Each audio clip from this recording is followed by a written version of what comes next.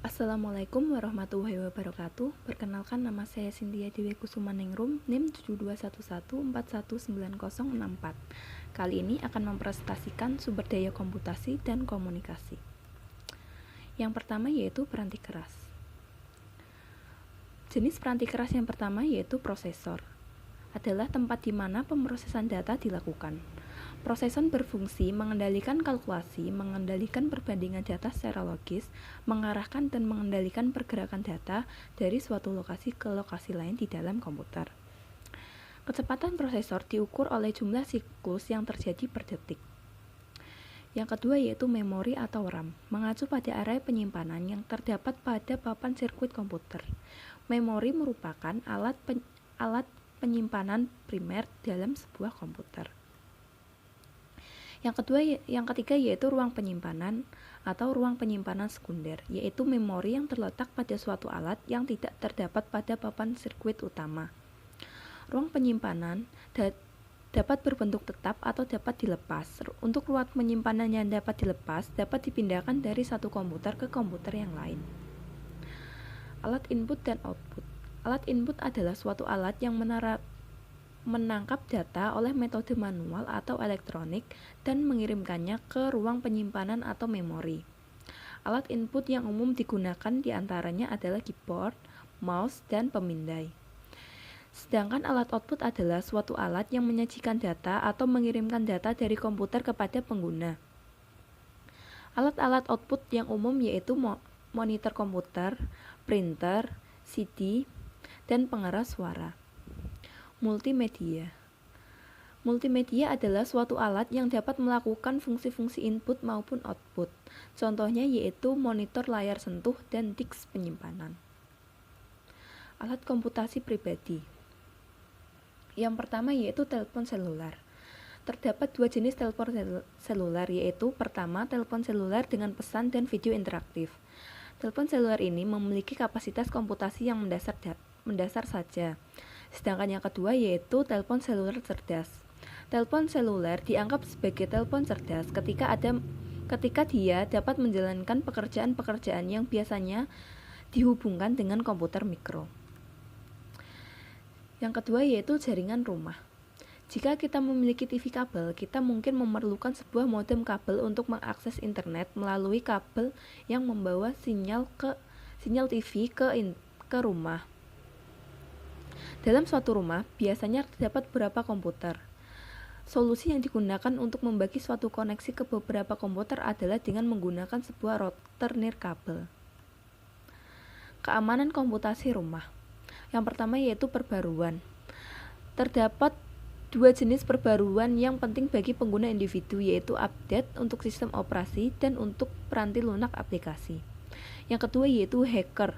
Hacker adalah orang-orang yang mencoba untuk menerobos masuk ke sistem komputer guna mengumpulkan informasi dan melakukan kejahatan-kejahatan dengan komputer kita. Yang ketiga yaitu virus. Virus komputer adalah program-program komputer kecil yang menggandakan diri dengan memasukkan diri mereka ke dalam sumber komputer seperti program atau file. Spyware adalah sebuah program komputer kecil yang mengawasi apa yang sedang kita kerjakan dengan sumber daya komputer. Peranti lunak. Pertama yaitu peranti lunak sistem. Terdapat dua jenis peranti lunak, yaitu peranti lunak sistem dan aplikasi. Peranti lunak sistem dibutuhkan untuk menggunakan komputer, sedangkan peranti lunak aplikasi dibutuhkan untuk memproses data pengguna. Peranti lunak sistem atau sistem software bertanggung jawab menjalankan tugas-tugas yang dibutuhkan oleh seluruh pengguna dari suatu komputer tertentu yang berhubungan dengan peranti keras. Peranti lunak. Sekarang ini, para pengguna komputer sudah menggunakan peranti lunak aplikasi siap pakai yang hanya perlu diinstal pada komputer. Peranti lunak siap pakai memiliki dua keuntungan, yaitu pertama, telah langsung tersedia, dan yang kedua yaitu lebih murah daripada peranti lunak khusus. Karakteristik aplikasi yang mudah digunakan pengguna. Pertama yaitu dialog yang dipadu untuk mengarahkan pengguna sehubungan dengan permintaan dari pengguna. Menu atau daftar perintah dengan langkah-langkah yang ditampilkan ke bawah dan icon. Yang ketiga yaitu pola dan formulir-formulir isian. Keempat yaitu bantuan sensitif pada konteks. Yang kelima yaitu antarmuka berbentuk grafis dengan menggunakan simbol-simbol terstandarisasi. Komunikasi. Yang pertama yaitu koneksi publik. Protokol-protokol untuk sistem telepon publik dirancang untuk memenuhi kriteria minimum transmisi suara dan kualitas yang dibutuhkan untuk komunitas data secara signifikan lebih rendah daripada yang dibutuhkan untuk transmisi data komputer. Yang kedua yaitu saluran pribadi.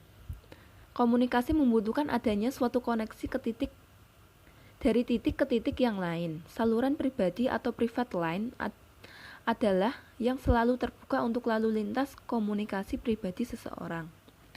Dalam saluran terdapat istilah saluran sewaan dan saluran khusus. Terdapat dua jenis saluran pribadi, yaitu yang pertama, saluran T1 seringkali digunakan oleh organisasi-organisasi bisnis dengan lalu lintas komunikasi data yang tinggi. Yang kedua yaitu saluran T3.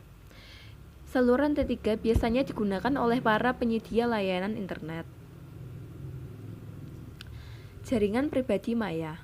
Jaringan pribadi maya atau virtual private network biasanya digunakan oleh organisasi karena saluran lebih aman dan lebih cepat daripada transmisi internet yang aman. Peranti lunak tunneling adalah peranti lunak yang menciptakan seperangkat lokasi-lokasi perantara peralatan telepon yang akan menyelenggarakan transfer komunikasi data tertentu. Penggunaan VPN dapat menghemat biaya karena perusahaan tidak perlu membayar sebuah komunikasi pribadi yang ditujukan untuk setiap titik akhir. Komunikasi jaringan. Interkoneksi sistem terbuka atau OSI adalah arsitektur standar bagi koneksi-koneksi jaringan. OSI terdiri atas sebuah model 7 lapisan, yaitu yang pertama, lapisan fisik yang bertujuan menyimpan dan mengambil data dari media jaringan. Lapisan link data yang bertujuan memindahkan data dari suatu alamat ke alamat yang lainnya, dan beberapa lapisan lainnya. Protokol komunikasi komputer. Pada awalnya, komputer dirancang hanya dengan terminal-terminal, yaitu memiliki ruang penyimpanan atau prosesor. Sehingga IBM dan perusahaan-perusahaan lain mulai mengembangkan protokol komunikasi. Yang pertama yaitu System Network Architecture. SNA dikembangkan oleh IBM pada tahun 1974 dan yang dirancang untuk komputer besar. Yang kedua yaitu lingkaran tanda atau token ring, adalah suatu protokol yang memperlakukan komputer lain sebagai sesama atau peer. Yang ketiga yaitu Ethernet, adalah suatu protokol terbuka bagi komunikasi peer-to-peer yang bekerja dari jalur transmisi tunggal.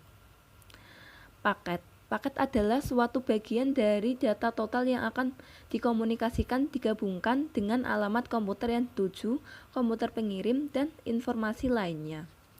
Protokol pengendali transmisi adalah protokol penggantian paket yang menjalankan komunikasi melalui jaringan di antara dua komputer.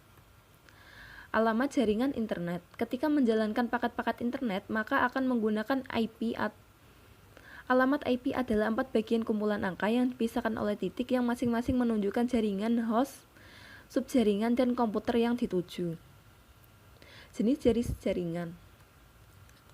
Yang pertama yaitu jaringan area lokal atau LAN, adalah sekelompok komputer dan alat-alat lainnya yang terkoneksi oleh suatu media yang sama. Yang kedua yaitu jaringan area metropolitan, yaitu suatu jaringan yang memiliki batas jarak fisik sebesar kurang lebih 30 mil. Yang ketiga yaitu jaringan area luas. Jaringan area luas adalah jaringan yang digunakan untuk menghubungkan komputer dan alat lainnya yang jaraknya melebihi batas LAN dan MAN. Yang keempat yaitu internet. Internet adalah sekumpulan jaringan yang dapat disebutkan bersama. Konversi komputasi dan komunikasi.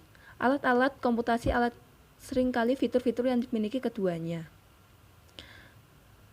VoIP adalah perlewatan komunikasi suara melalui internet seperti halnya komunikasi digital. Terima kasih. Sekian presentasi dari saya. Wassalamualaikum warahmatullahi wabarakatuh.